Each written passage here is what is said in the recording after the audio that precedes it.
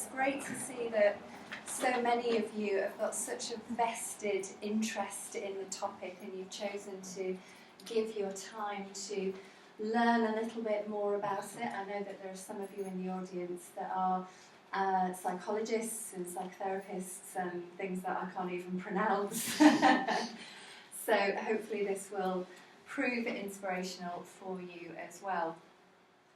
So I'm just going to start by taking you back 6 years to when I used to work in the corporate industry, and I spent about 10 to 12 years working as an HR professional for a number of big branded organisations.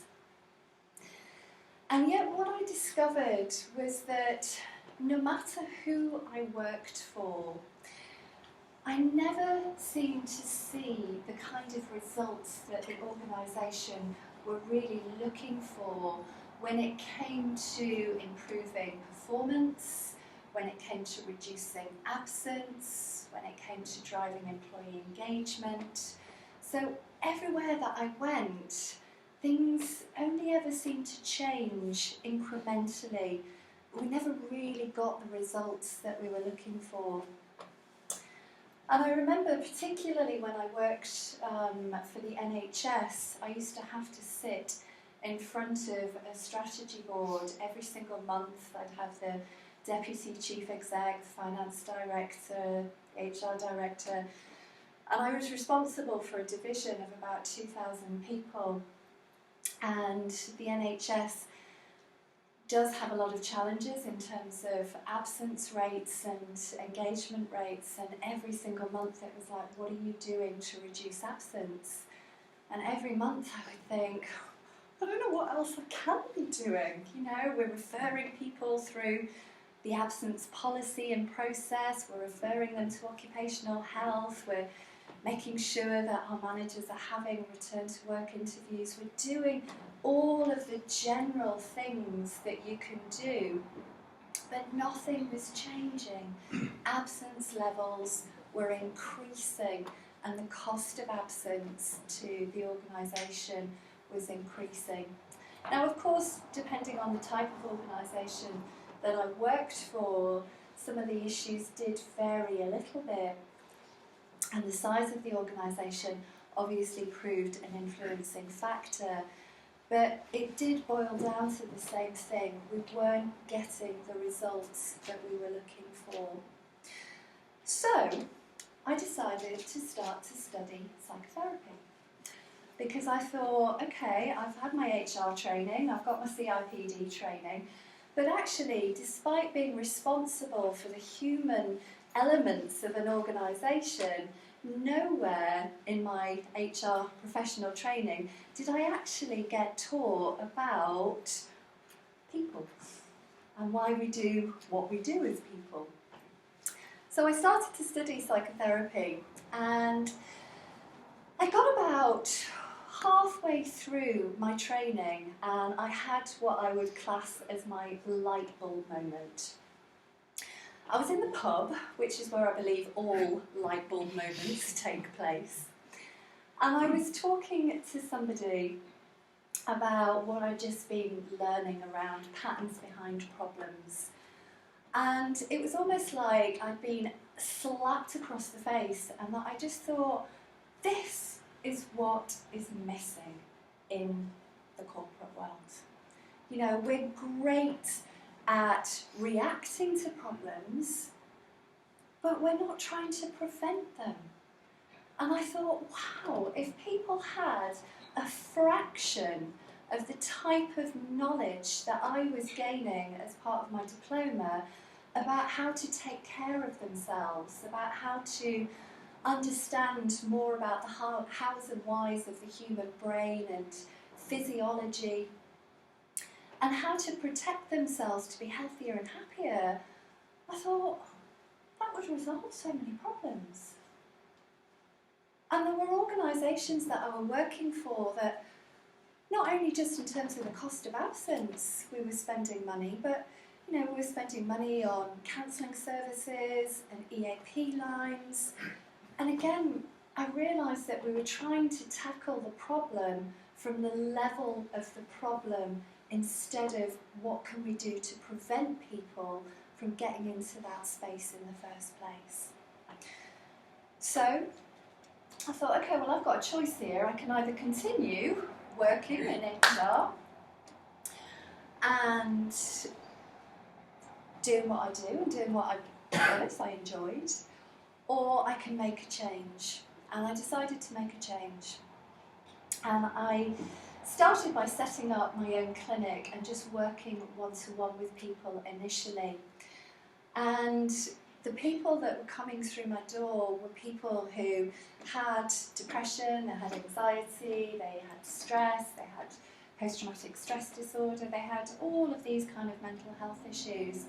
But many of them had felt that way for a really long time, and they didn't realise what was going on until they were kind of at breaking point. But again, what really struck me is that people didn't know what they didn't know. They knew that something wasn't right. They knew that they weren't firing on all four cylinders, but they didn't know how to put it right. And they'd done what most people do. They'd gone to the GP, they'd got medication, and 2 years later things hadn't changed because the medication had just masked what they were feeling. It hadn't dealt with the root cause. Now, some of them, yeah, of course, some of them did need treatment. Some of them had traumas that needed processing. But again, what I saw was that many of them didn't know what they didn't know to prevent them from getting into that place in the first place. And I thought, do you know, if they'd had some level of knowledge and understanding about themselves, about how to manage the stress response, about even how to identify that they weren't okay, about how to have, how to change the way that they think, to see things differently, get a different perspective. If they had all of this kind of knowledge, I thought, would they have got to the point that they've got in the first place? And I don't believe that they have. And I've now worked with probably in the region of about 1,500 people, and I genuinely put my hand on my heart and say that for every single one, that yes, of course, we are going to have problems, but if we know how to take care of ourselves, those problems probably wouldn't escalate to the level that they do. So that's me, and that's why I'm standing here in front of you all today, to give you the kind of insight into what can we do to create mentally healthy workplaces where most of us spend most of our lives. But before I get into the seminar, what I'm really interested to understand from you guys is what problems are you seeing, or what problems have you seen in the organisations that you work in or have worked for? Don't all rush at once.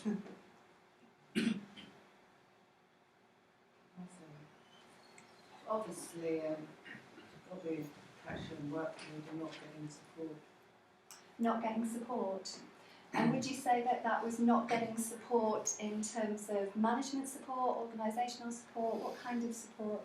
Maybe managing workload, maybe from managing my line managers.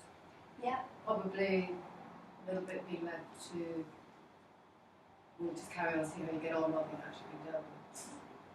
We'll carry on until you break, until there's an actual problem that we can see. Yeah, okay, really good point. So lack of support. What else? I think in my industry, the creative industry, there's a lot of people who become line managers who are not trained. They go from being a junior designer, middleweight designer, senior designer, and then suddenly find themselves in a management role and they're looking after people in what's generally quite a stressful business, and they have not got a clue about how to care for people, how to look after the staff properly. Yeah, I bet there's probably, I would imagine, raise your hands if you would all agree with that, actually. I think that's a really excellent point, Duncan. I think that there's an awful lot of organisations that people get promoted based on their technical ability, but doesn't mean that they know how to manage people, let alone know how to deal with somebody in their team that has got breast cancer. What else? And I do a lot of kind of well-being coaching and therapy, and there's a clash I find between idealism and practical realities. So a lot of people, I seem to get a lot of lawyers coming through, but a lot of lawyers come through, for example, saying, I know the theory, I should rest, I should do this, I should do this, but if I do, I won't get promoted, I won't be able to see my partner, I won't hit the targets. And there's a kind of, I know what I should do, but I can't do it in reality because of the pressures. So it's kind of culture, I guess. Yeah, that's a really good point. So a real catch-22 situation. Yeah. What else? We find external influences that we can't deal with in people's home life or their social groupings get to bring to work, and that exacerbates whatever they feel about work. So, this place is rubbish, to use a deferential term. So it's focusing on the workplace rather than the real problems, which is outside the workplace. And that's a really good point, isn't it? That sometimes individuals, we can't leave problems at the door. You know, if we think about mental health, it's what's going on in our inner world, and you can't always switch that off. Now, for some people with mental health conditions, work actually might be a saviour because it's an escape from all the stuff that's going on. But absolutely, that's a really good point. It changes and colours their perspective of the environment, doesn't it? Yeah. Anybody else? Any other thoughts about what problems you're seeing? Maybe a difficulty for the individual to accept that they might need help or to talk to somebody, even if their colleagues perhaps identify that or have concerns around the individual, trying to broach that conversation in the first place to say, perhaps it would be useful for you to have a conversation, but once they do, then getting them to engage in the process if they don't believe that they do have an issue. Yeah, so a bit of resistance there. Yeah, absolutely. I think the issue with that is just the stigma that it definitely still is it's people are very, very scared to mention it because they know the consequences of doing so. Absolutely, absolutely. There's still very much a fear element, isn't there? And so we can see that there's an awful lot of problems that we're witnessing around mental health in the workplace. And we know, I'm sure you don't need me to tell you in terms of the statistics of the impact that this is having on the economy, in terms of the cost. 1 in 3 absences is now related to stress and anxiety. So there is a problem, and I've termed the seminar today the elephant in the room because it's this huge problem, but nobody's tackling it, or certainly not tackling it to the extent that they need to tackle it. And certainly what I saw when I worked in HR was if people were struggling and if they had actually put their hands up and said, I am feeling a little bit stressed and anxious, a lot of the solutions were to send them off for a couple of days to sort themselves out. And it's like, okay, we can't really sort out PTSD just by taking a couple of days off. So I absolutely hear what you're all saying, and that there really needs to be a shift. So even the term mental health, that's 2 words, but with one very, very big meaning. What do you guys even understand by the term mental health?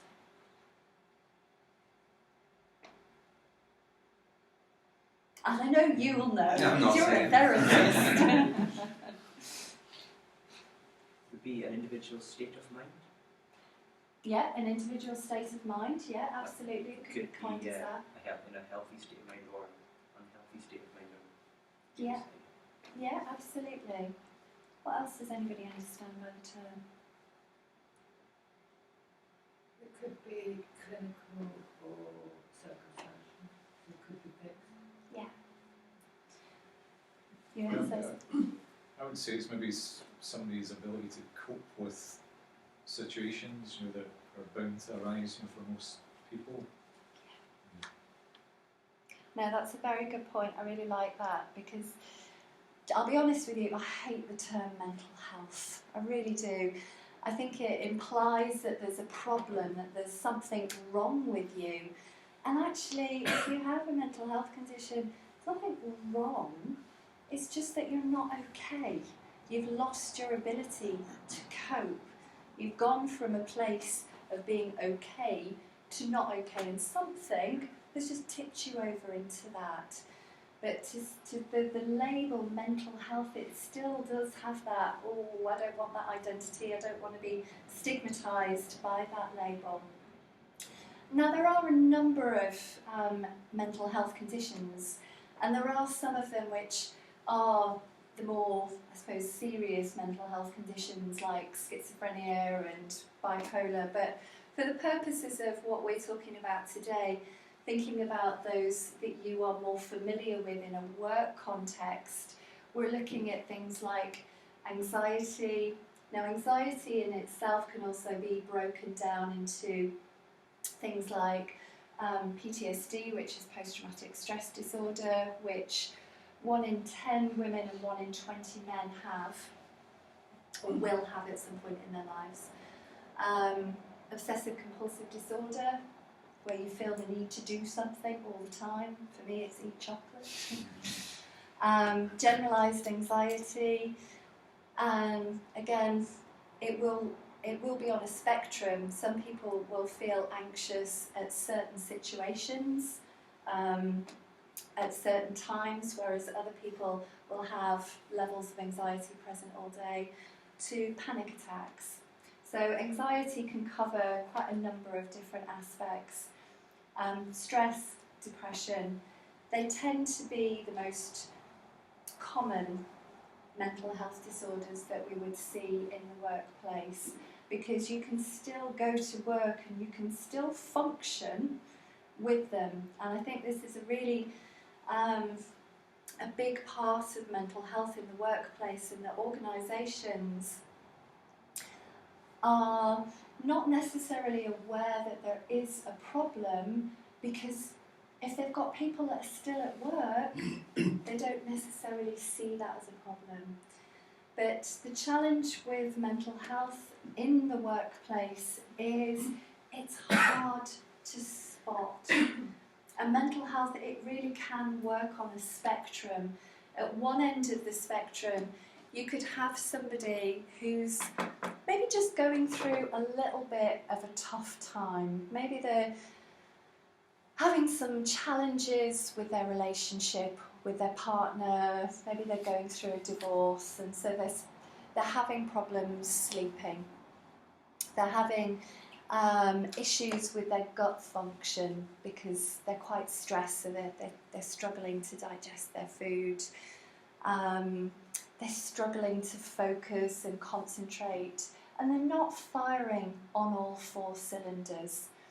And, they're still able to get up and vaguely function at work, but they know that they're not at their best. So you could just have somebody that's at that level of the spectrum. Whereas at the other end of the spectrum, you could have somebody that, for example, has got full-blown anxiety and who constantly feels like they're living on a knife edge and regularly experiences anxiety attacks and panic attacks. But the challenge with mental health is that people that have got mental health conditions can be very good at hiding it. And so it becomes very difficult to identify if somebody actually has a mental health condition. And if they work in an environment, for example, one of my clients are RBS, and they have a desk booking system where you have to kind of book where to turn up to work every day. Now, you might be sat with your team, or if you haven't booked your desk in advance, you might be in a different building, you might be on a different floor. So again, depending on what your manager's seeing, and if they're in meetings all day and they're not close to their team, they may not have the visibility that can let them know, Nicola, are you okay today? You're kind of not looking like, So again, the split of the demographics of our workforce can play a really big factor. Because again, you know, we want more flexible working policies, and it's brilliant that so many of us can work from home. But if I'm your line manager, how do I know that you're okay? And I could be having a one-to-one with you over Skype or FaceTime once a week. But if you've got anxiety or you've got depression and you don't want me to know about it, for a 45-minute one-to-one, you could probably hold it together for that long that you're not displaying the kinds of symptoms that let me know that there's a problem. So I see that as a real, you know, where our organisations are changing structurally and demographically, what impact that is having on mental health. I mean, any feedback on that? What do you guys think? I think human beings are social creatures. So I think if you're working constantly from home, you will want to deal with everything. You know, but if you're in an office, you can ask a colleague and say, I'm not quite sure what happened to you. And it's just a general chit chat from people going about, which I think is really important. So I think, you know, working long term on your own in the house is probably not the healthiest. No, absolutely, absolutely. Yeah, I can vouch for that as well. To be honest, I started working for myself about a year ago, and I've very much been from home up until recently, until things have started to grow. And I literally drag myself to coffee shops where there's internet and just sit and keep sort of people around me. Yeah. Attended networking events, etc. as well, just to keep socialising and things, because it can get a very, very lonely place. It can. And I experienced it in my old work as well, and pretty much everything you said is kind of hitting true to people I know that are still there and are still struggling, simply because of the chain, if you like. Just with the word support that came out earlier was pretty much bang on. So. And I think, thank you for being so honest. I think you've hit the nail on the head that, again, we sometimes think about mental health in that people have had to have gone through something really traumatic to develop a mental health condition, and that's absolutely not the case. If somebody's basic human needs are not being met and they don't have that attention, I know myself when I started working for myself, I've gone from being surrounded by people, some people you want to be surrounded by, some people you don't want to be surrounded by, but you still got that human interaction around you, to suddenly losing my structure, losing my routine. I mean, it's a good job that I had some skills that I could, you know, work on myself, but absolutely. I'll tell you what, the Virgin Money Lounge is brilliant. Come and work there with me. You get free tea and coffee, picture of Richard Branson on the wall, it's great. But if I wasn't aware of what I am aware of, I could have started, say, my own business, and I could have been working away by myself, and maybe because I was starting my own business, starting to feel a little bit stressed, and reaching for those, what I think are coping mechanisms. So I might have started drinking more, I might have started, I don't know, eating more cake, I might have started to do the things that people do as coping mechanisms. And I've seen this, and I'm sure you've seen it, that because they don't know how to take care of themselves, they do just start reaching for that old glass of wine, and then that becomes half a bottle, and then it becomes a bottle a night. They start smoking more, they start to do a lot more things to excess that exacerbate the problem.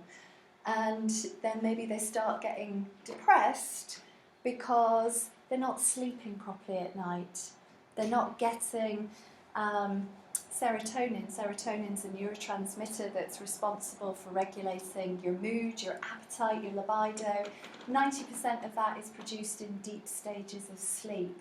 So if you've got somebody that's not sleeping properly because of what we've just talked about, or a bit of anxiety over what's happening at home or at work, it doesn't take long for things to spiral.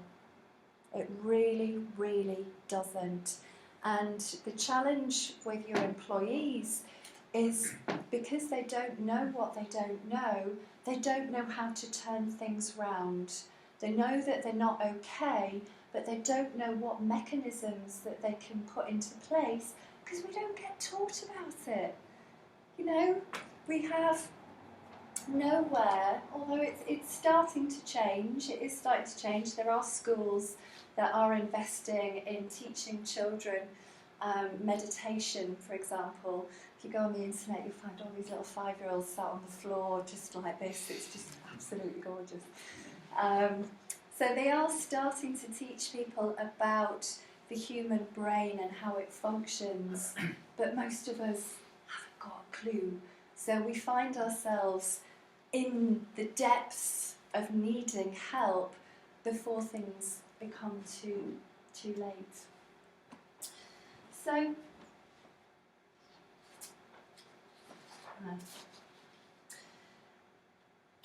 if we think about the cost to organisations, so we've hit upon that there are problems out there are issues, but again, as I say, because it's harder to spot mental health conditions, organisations don't necessarily think that there's a problem, and you have got individuals that are coming to work that are not functioning, but because they're at work, it's different. So unless you've got an organisation where swathes of people are going off with diagnosed mental health conditions, organisations aren't always quick to see what the problems are. But again, from my experience, what I see is quite frightening is the cost. And organisations, I'm sure I don't need to tell you, but organisations are all about cost these days, aren't they? They're all about what can we do to save money. But where I see that there's a huge opportunity to save money is what we're talking about today. And I'm going to give you a little example. It's one I prepared earlier. So, we know statistically that 1 in 4 people have some form of mental health condition. Now, I don't know, just have a quick run through. How many organisations? So you had 25 people that run? 28. 28. Gravity HR, how many guys do you employ? 8 or 9. What the rest of you? 70. 90. About 90. 8. Okay.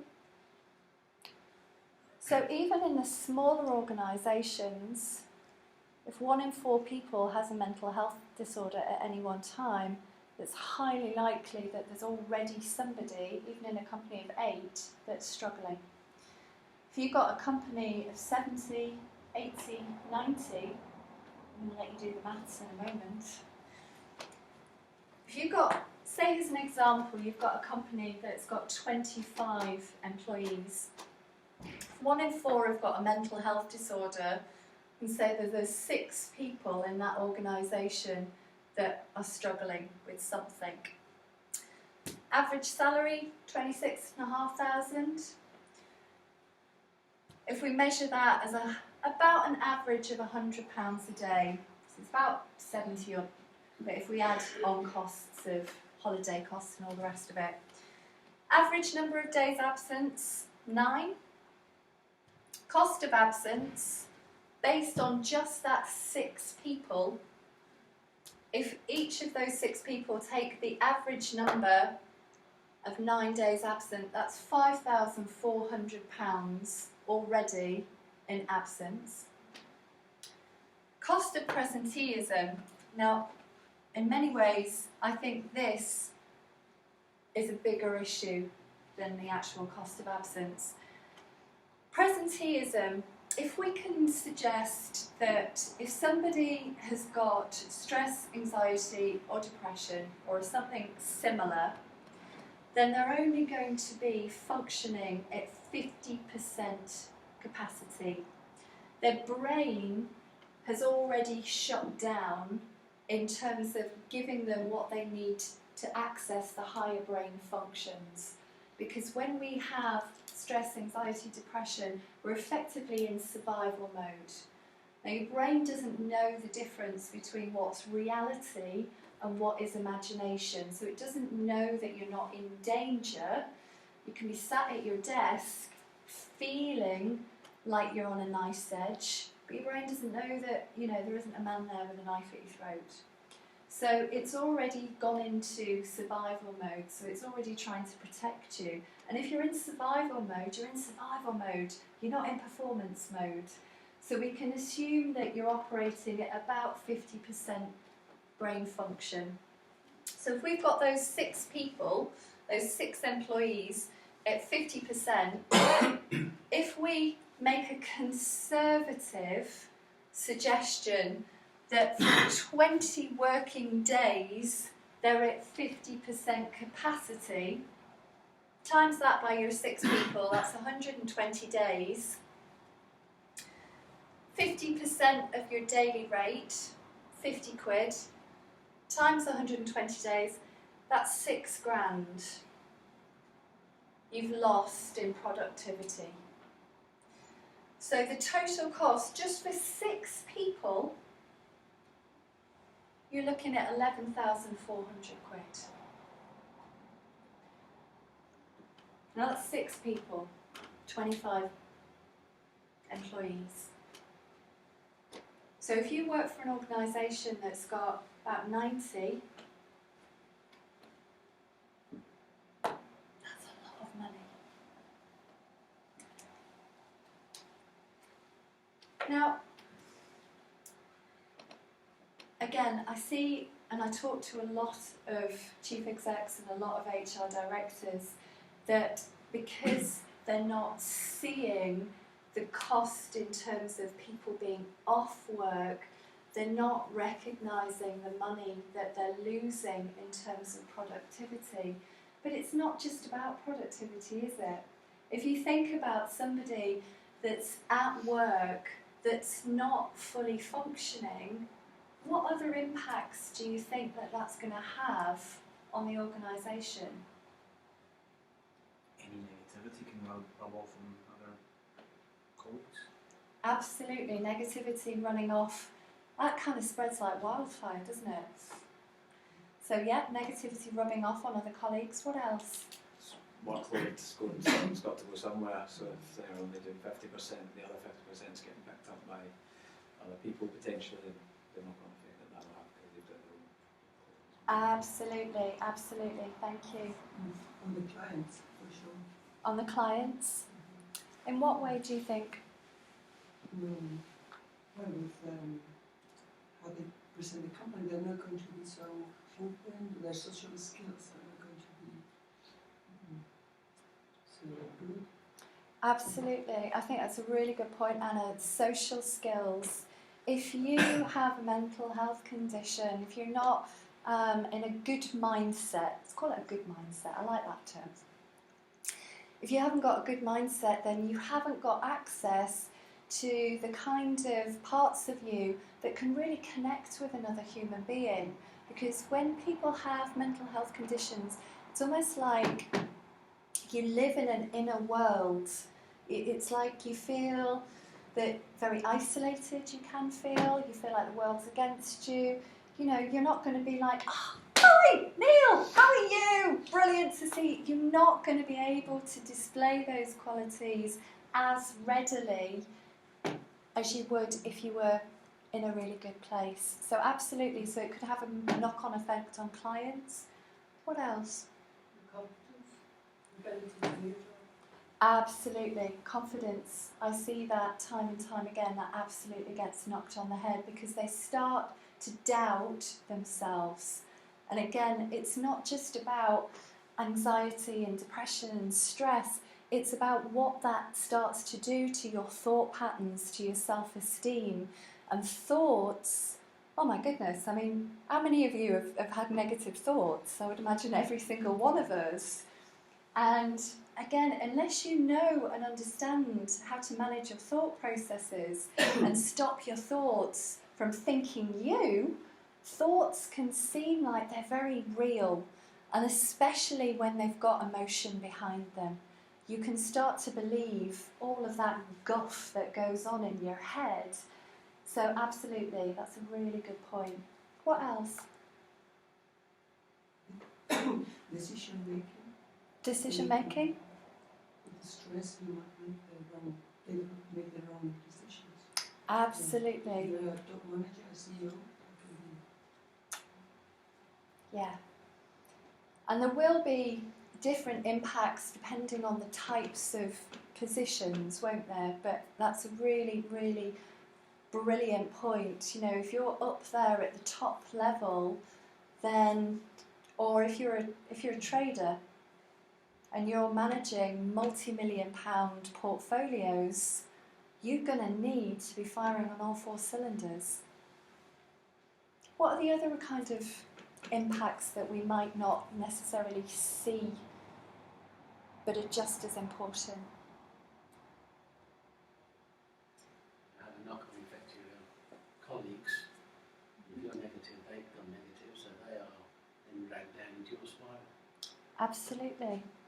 I always remember actually when I worked for Virgin Atlantic, I used to sit on a pod of desks, and the girl, who shall remain nameless, that sat next to me was the most negative person I have ever come across. Now, I was about halfway through my training at this time, so I was quite aware of what impact she was having, but there were times that I just wanted to staple her mouth shut, because everything that she came out with was so negative. So I started sitting somewhere else, because I just thought, that's having an impact on me, listening to that all day. But if I hadn't known what I've known and been as aware of that, absolutely that could have really impacted me. It manifests itself in poor physical health. Yeah. Absolutely. We tend to think about mental health as because of the word mental, but the mind and the body are inextricably linked. So what's going on in your head, it manifests at a physical level. And going back to what I was saying before, the mind doesn't know the difference between reality and imagination. So you could be sat on a beach with a cocktail and a beautiful sunset, but if you're thinking and worrying about something, that's enough to trigger the internal physical responses that are trying to keep you safe, because it doesn't know that you're not safe. So we're starting to see that it's not just about the individual, we're starting to see that it's the impact that it has on the colleagues, on the business. You know, you've got somebody that's going out selling stuff in the clouds, which I'll be really honest, I don't understand what that means. But I know that it's big business and it's worth a lot of money. If you've got somebody that's going out there doing that, then the impact in terms of revenue, in terms of workload, reputation, yeah. If I'm looking to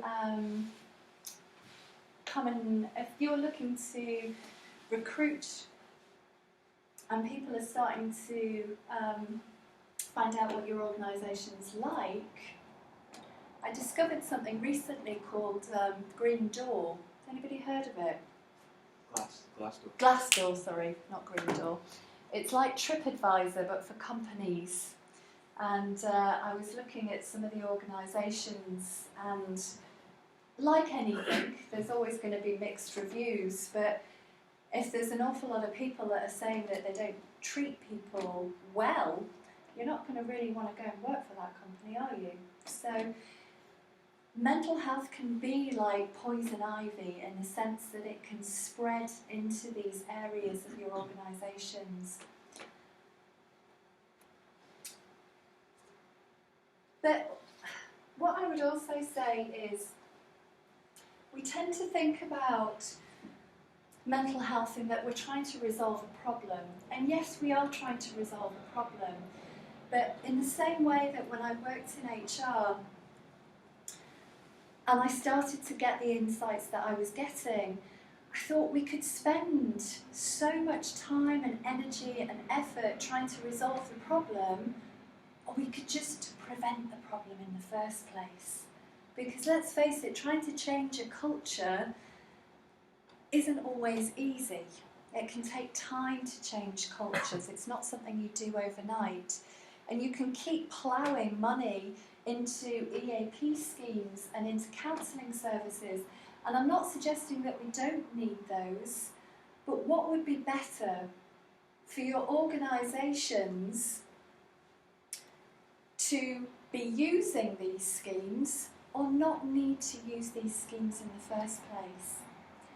And what I started to see when I started to look at the proactive resilience programs is that we're not just resolving the issue of mental health, but we're actually giving the organisations what they need so that their people can up their game.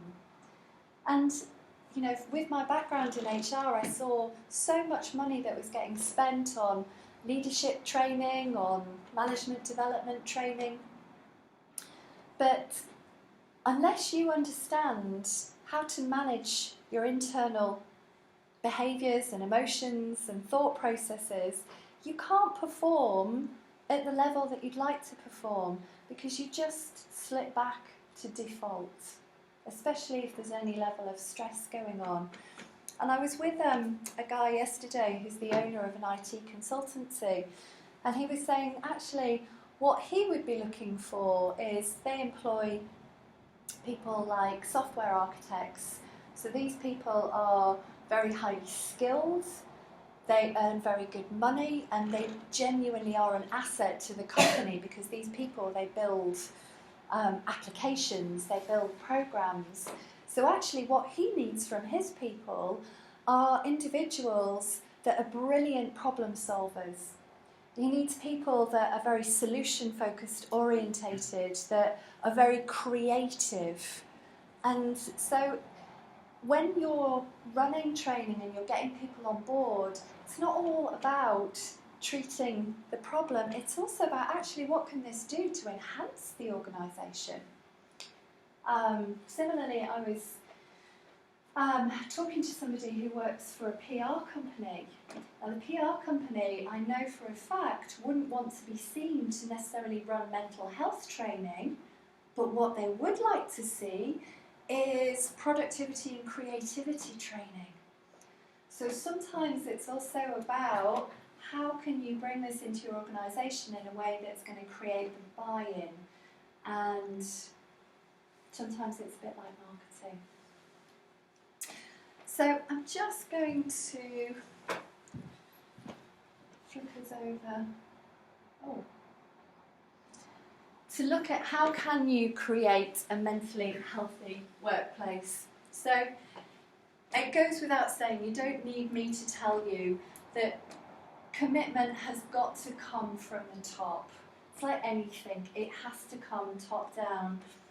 And I've been working alongside a chief exec of a big oil and gas consultancy at the moment, and he himself has suffered with stress and anxiety, so he really gets how important this stuff is. And I saw him just before Christmas, and he'd made this video which was communicating to all the staff, because they've got 30 global offices, why they were embarking on this wellbeing strategy. And it was the most authentic, fantastic video that I have ever seen about well-being, and it was so, you can tell that something's come from his heart. And I know for a fact, because he's the chief exec, people are really going to resonate with that. They're going to really see that he is committed. And actually, as a result of that video, he cannot stop having people coming up to him and saying, by the way, I've got depression, or I have suffered in the past. So he's really changing the culture by just being authentic about it. Because I think, as somebody mentioned earlier, so many people won't admit that they've got anything wrong because they're scared. They're scared and they're fearful of how that information is going to be used against them. And I've done quite a lot of research in this area, and I interviewed, I can't remember how many people now, but 80% of people wouldn't speak to their employer about what it was that they'd sought my help for, because they were worried about that information and how it was going to be used against them. So it has to start with the top. And then, sorry, let me just grab a drink because I feel like I've been talking for 20 years. Excuse me, just a bit. So does Ian, he's doing a runner. Understand the size of the problem. Look at the data that you have available to you, or if you are working with organisations, get them to look at the data. I see an awful lot of HR professionals who they're not gathering the kind of data that gives them an understanding of what's going on at their workforce. And there are lots of HR metrics that are available, and they don't require big flashy software systems. You know, a simple Excel spreadsheet will do.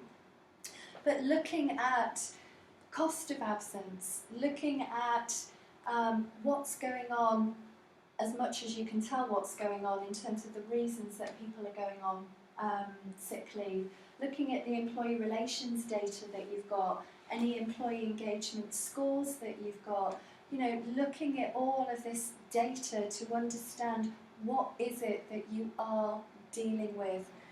And again, lots of people, they say to me, well, we've got a lot of people that they go off with coughs and colds. Yeah, you are always going to have people that go off with coughs and colds, but there's a difference between how long they're off for. Because if you've got people that are fit and they're well, they don't need to spend a whole 5 days in bed. They might only be off for 1 or 2 days. So never take face value what the data's telling you, because as we know, there's probably a story behind that. Look at what's working well and what's not giving you return on investment. So I always remember when I worked for a big travel company, and I hadn't fully finished my psychotherapy training, but I was already starting to see that the organisation would have benefited from resilience training. Their contact centre, their call centre, was spending £400,000 a year on sickness absence. They only employed 300 people. £400,000. Like, that's virtually the salaries for the contact centre. And I remember speaking to the contact centre manager, and he was very pro-resilience training, and I said, you know, God, what could we do to reduce this? And so he'd had a chat with the employee relations manager, whose response had been, we have an EAP line. Well, that's great, but the EAP line isn't going to prevent the problem. It's only going to be a resource that people can tap into if they want to tap into it, because let's be honest with you, how many of us really want to speak to somebody about something really personal to us down the phone to somebody that we've never met?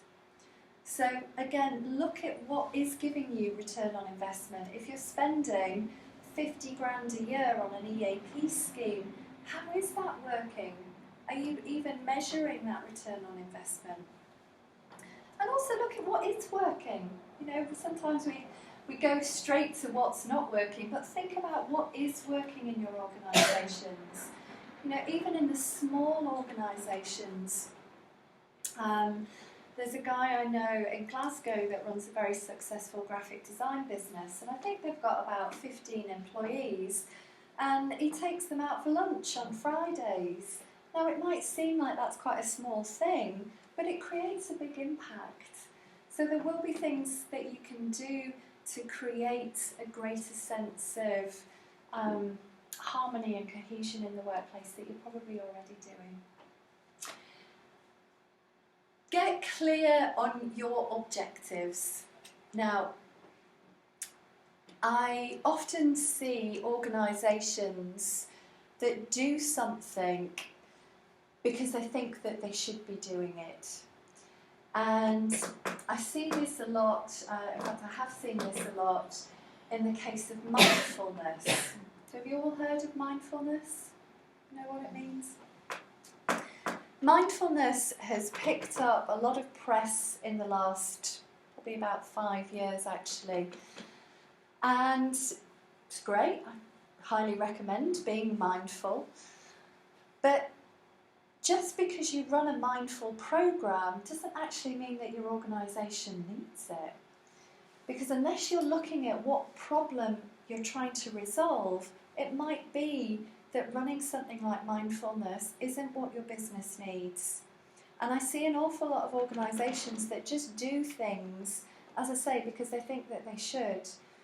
I was talking to the HR director of a travel company recently, and they'd invested in running a 10-week mindfulness program, which is great, but I said, why did you decide to do that in the first place? What process had led you to decide that that was what was needed? And she said, well, we just thought it would be a good idea. Okay, well, I'm sure it was a good idea, but how did you go about measuring it in terms of the return? How was that linked with your business strategy? She said it wasn't. And I see this time and time again, that organisations are losing money because they're not thinking commercially about what is the problem we're trying to resolve and what do we actually really need to tackle the problem. Now, for a lot of people, mindfulness is a bit too much out there. People don't always understand it. And again, it might be that I saw a hotel, they'd run a mindfulness program because they thought it might be a good idea. People didn't really understand what it was about, and the whole thing fell flat on its face. So they've wasted money on something which actually, if they brought something else in, could have served them better. So get clear about your objectives. If you're setting up a mindfulness, got it on my brain now, a well-being strategy, think, in 6 months' time, what do we want to have seen that's changed? What do we want that's different? What do we want from our people? What behaviours do we want to see that are different? What sales KPIs or business KPIs do we want to see that are different? And again, that kind of follows on with linking your wellbeing strategy to your business. Now, it might be that in the small to medium-sized organisations might be better at this, but I see large organisations where HR have gone off and they've done something because it's related to well-being and it's related to people, but they haven't linked it to the business strategy. So it's like, well, how is doing that going to influence sales? How's that going to improve processes? And again, they haven't thought about it in that big picture context. So if you're going to run a wellbeing strategy, think about it in the context of the whole organisation and what ways you can choose to measure what it is that you're doing so that you know whether what you're doing is working. Because it's one thing to get people's feedback and people's they can go on these training courses and they can come back and go, yay, that was really great. But if you're a business owner or if you're all working in an organisation, that's not necessarily going to tell you if what you're doing is having an impact commercially on the bottom line. Prevention over cure. Again, I think we've covered this. And I've put in here about don't throw jelly against the wall. And what I mean by this is, again, what I've seen are organisations that they run an ad hoc, one-off workshop. And again, if it's not linked to an overall strategy, or it's just done as a one-off, that can have the effect of throwing jelly against a wall and hoping that it sticks. Because if we think about what's needed to be truly well and healthy, it's not just a 1 hour stress management course. It's not just a webinar on the difference between stress and pressure. It's giving you all the information that you need to know to manage yourself. So I would err against just running one-off things, because they're not going to create, again, the impact that you need. So go with a sustainable approach. Now, some organisations might want to dip their toe in the water.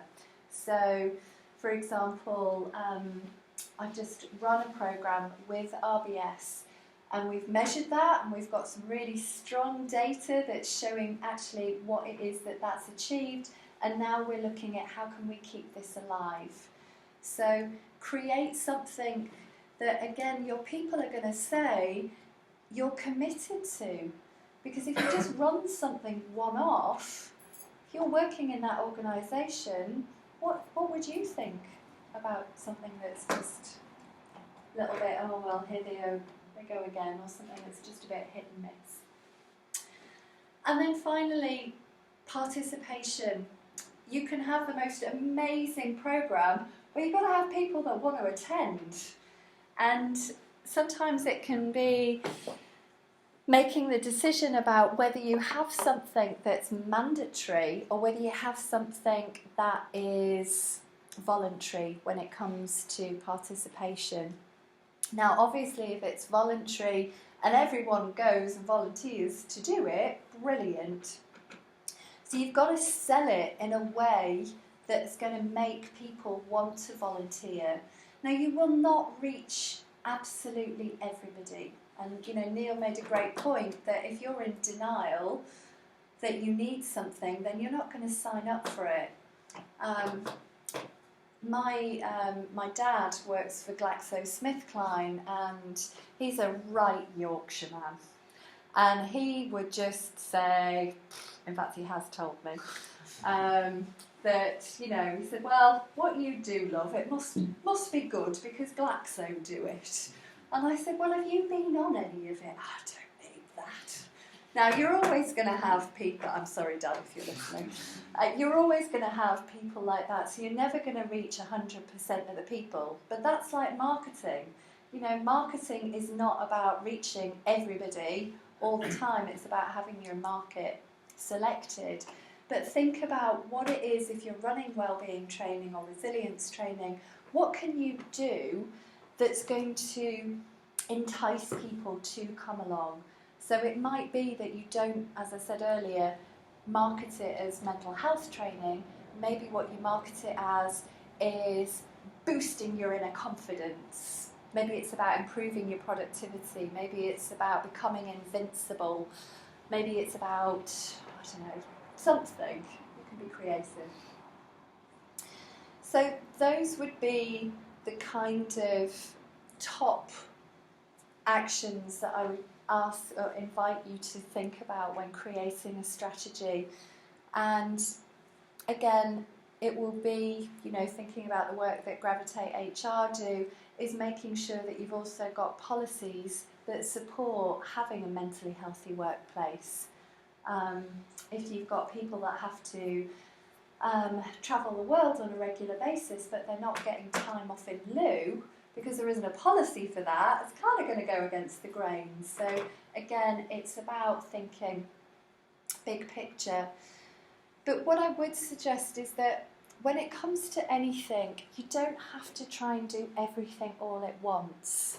It's a bit like, you know, at the beginning of the year when you've got your New Year's resolutions, they end up falling flat on their face because you try and change all these aspects of your life at once and it just doesn't work. But just decide, okay, look at your data, see what it is that your data's telling you, and think, okay, what would make the biggest impact? What could be a priority that we can start with and build from there?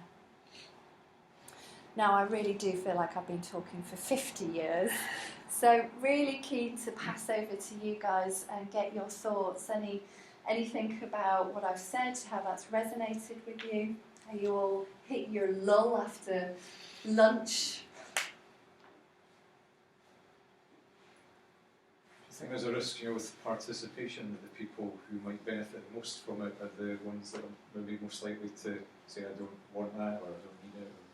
That's a brilliant question, an absolutely brilliant question, and I think to a degree you will be right. The people, I was talking to an organisation who wanted to look at running a pilot, and we were looking at, could we have a pilot study done with people that have got the highest absence levels, because they were the ones that actually were needing it, visibly needing it. I think there is a risk, but it's, again, like anything, it's how you identify that problem. Most people don't like to be told that they've got a problem. In fact, nobody likes to be told that they've got a problem. Most people don't like to be told anything. So it's using the skills of how it could benefit them to break down those walls of resistance. And it might be that you don't go for the jugular and say, you need this because you're stressed. It might be saying to them, if I was the manager, I might be saying, oh, Adrian, I'm really just wondering how this might benefit you in your project management skills, because I think this is what they're covering, and I don't know, it's up to you.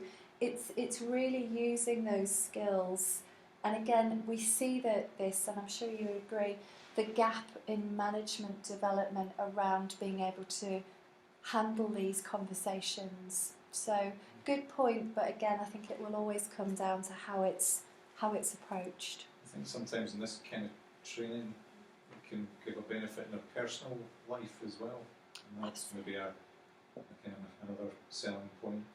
Yeah, absolutely. It's we don't just switch from one persona. Well, we do a little bit, switch from one persona from our work life to our home life, but it is selling it to people in a way that is going to make them want to come along. So absolutely, it's selling the benefits.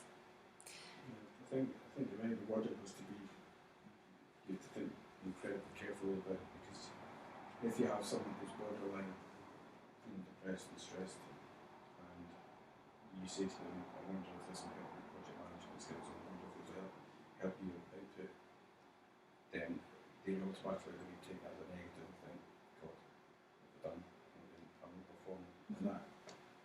So I think it's a really, really difficult one to sort of work in a way that is flat and doesn't present. Yeah. You're not taking a problem to them and saying you need to. I like you go this course because.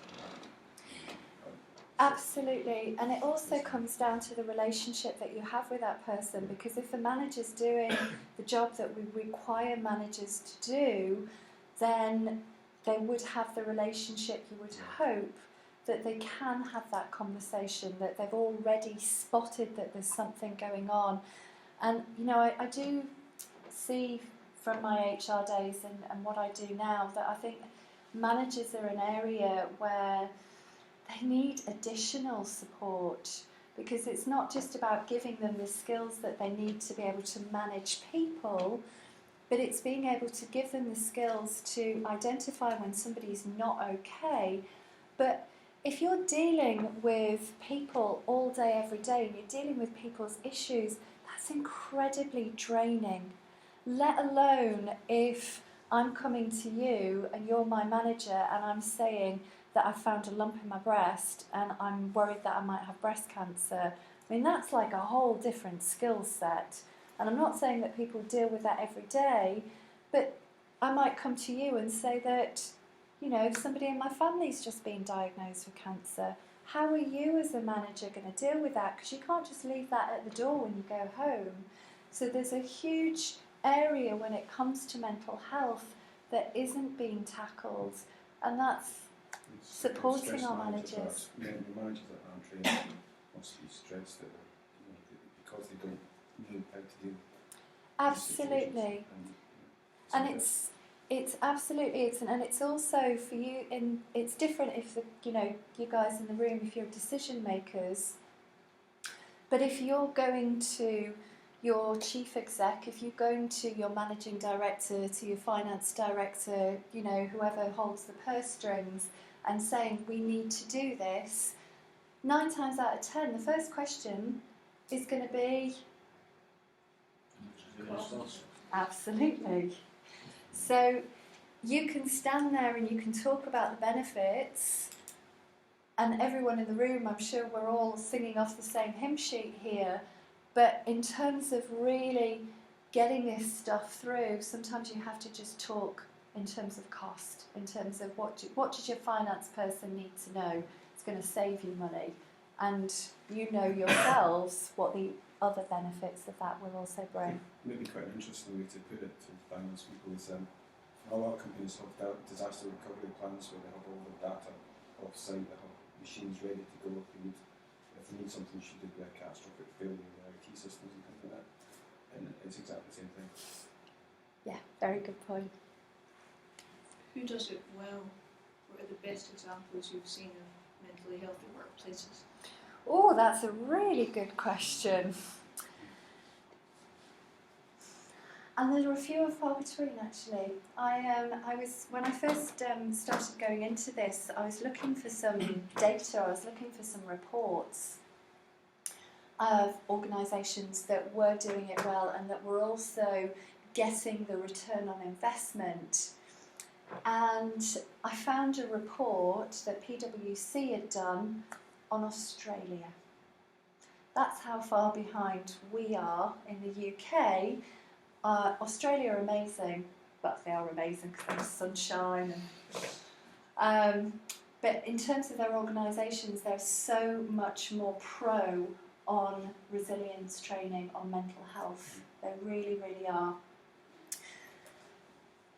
But in terms of coming back to your question, Emma, the organisations that I have seen that do things well, PwC actually, I don't know if they do this across all of PwC, but they did run a pilot about a couple of years ago actually. I can send you the report if you're interested.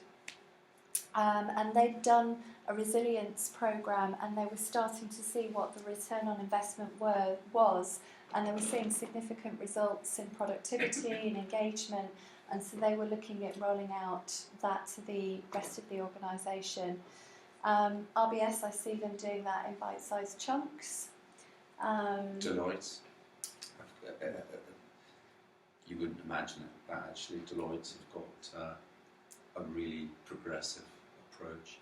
But as you say, it all comes from the chief exec down, and just because he bought into it.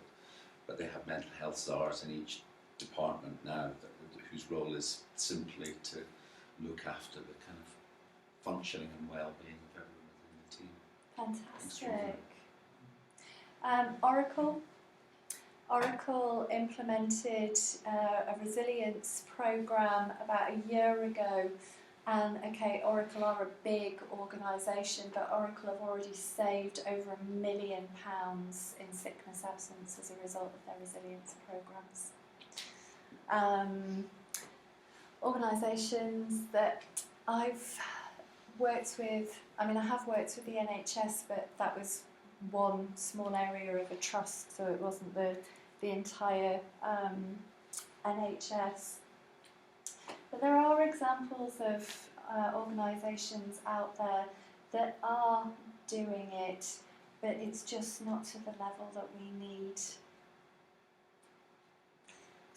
Sorry, I'm just conscious of time. Yeah, no, absolutely. I'm glad you go there because that was a good example. We've had a chap who's on our line who had all sorts of problems outside of work. Mm-hmm. His boyfriend ran off with his drug dealer, and I'm not making all this up. and couldn't get his particular drug he was, and he was just going into a deep, deep spiral. And he was coming to work at 7:30 and collapsing, crying in the hallway, and we were having to send him out. How far does the company have to give time and effort to that sort of person before he says thanks or no thanks? I think that's a really good point, and again, as an organisation, you have to be commercial. You know, especially in the smaller organisations, it's more difficult to manage if you've got key members of staff. So you will follow the HR kind of policies about responding to that, giving them the support that you can give.